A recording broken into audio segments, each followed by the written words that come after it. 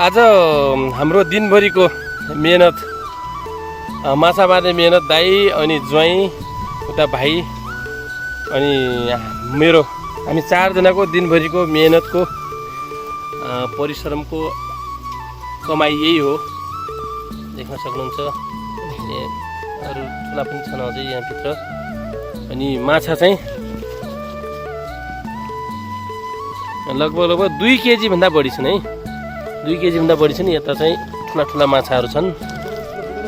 आज चाहिँ आजको खानपिन चाहिँ आज माछाको टन्नै हुने भयो। हाम्रो दिनभरिको प्रयास है। हेर्न सक्नुहुन्छ माछा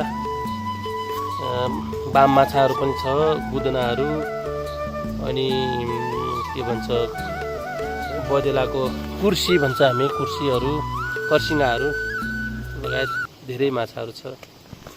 ल आज एक कुर्सी ल ठुला देखा त ठुला माछा दुईवटा हेर्न सक्नुहुन्छ। 3 यता मेरो दाइ हुनुहुन्छ, ऊ भाइ, उहाँ चाहिँ ज्वाइँ हुनुहुन्छ। ल आजको सिजन चाहिँ माछाको सिजन चाहिँ माछा चाहिँ आज राम्रैसँग खाइने भयो। यदि तपाईँहरू पनि खान चाहनुहुन्छ भने आउन सक्नुहुन्छ हामीसँग। सँगै जाम्ला, रमाइलो गरेर माछा मारौँला अनि खाम्ला। आउन सक्नुहुन्छ। टाढाका साथीहरू कोही हुनुहुन्छ भने यदि सम्पर्क गर्नु होला है। ल